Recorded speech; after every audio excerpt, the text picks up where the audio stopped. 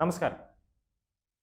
ഏറെ കാലത്തെ കാത്തിരിപ്പിന് ശേഷം ബി.ജെ.പി. ദേശീയ അധ്യക്ഷ സ്ഥാനത്ത് ഒരു തന്ത്രശാലിയെ തന്നെയാണ് മോദിയും അമിത്ഷായും കൂടി ബി.ജെ.പിയുടെ തലപ്പത്ത് എത്തിക്കുന്നത്.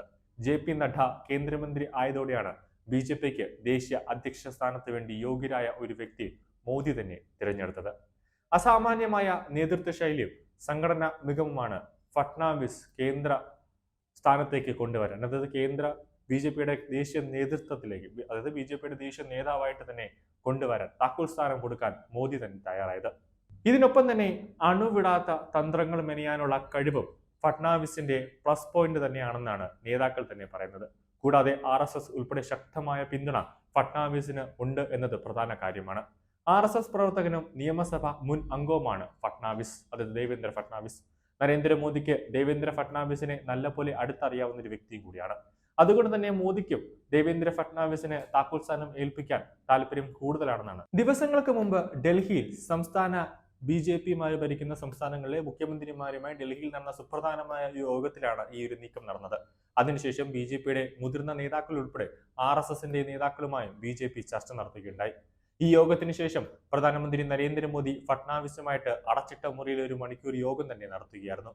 നിലവിൽ മഹാരാഷ്ട്ര ഉപമുഖ്യമന്ത്രിയാണ് ദേവേന്ദ്ര ഫട്നാവിസ്.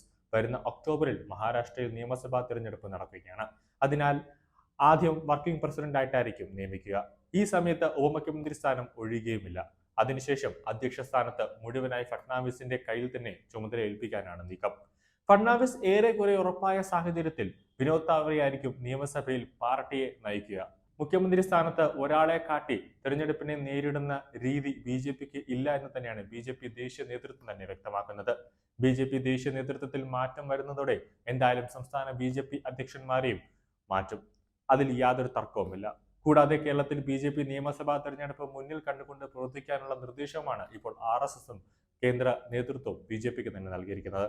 എന്തായാലും ദേവേന്ദ്ര ഫട്നാവിസിന്റെ കയ്യിൽ ബി.ജെ.പിയുടെ ദേശീയ അധ്യക്ഷനായിട്ട് നരേന്ദ്രമോദിയും അമിത്ഷായും താക്കോൽ സ്ഥാനം ദേവേന്ദ്ര ഫട്നാവിസിന് കൊടുക്കുന്നതോടുകൂടി എല്ലാ സംസ്ഥാനങ്ങളിലും ബി.ജെ.പിയുടെ കമ്മിറ്റിയിൽ ഒരു അഴിച്ചുപണി തന്നെ ഉണ്ടാവും. കേരളത്തിലും അതേപോലെ ഒരു അഴിച്ചുപണി ഉണ്ടാവും. അതായത് സുരേന്ദ്രൻ ഉൾപ്പെടെ മാറാനുള്ള ഒരു സാഹചര്യം കൂടുതലാണ്. അങ്ങനെ മാറി ശോഭാ സുരേന്ദ്രൻ ബി.ജെ.പി. സംസ്ഥാന അധ്യക്ഷ, കേരളത്തിൽ ബി.ജെ.പിയുടെ സംസ്ഥാന അധ്യക്ഷയായിട്ട് ശോഭാ സുരേന്ദ്രന്റെ കയ്യിൽ വരുന്നതോടുകൂടി മൊത്തത്തിൽ കേരളത്തിലും ബി.ജെ.പിക്ക് വലിയൊരു മാറ്റം തന്നെ ഉണ്ടാകുമെന്ന കാര്യത്തിൽ യാതൊരു സംശയവുമില്ല.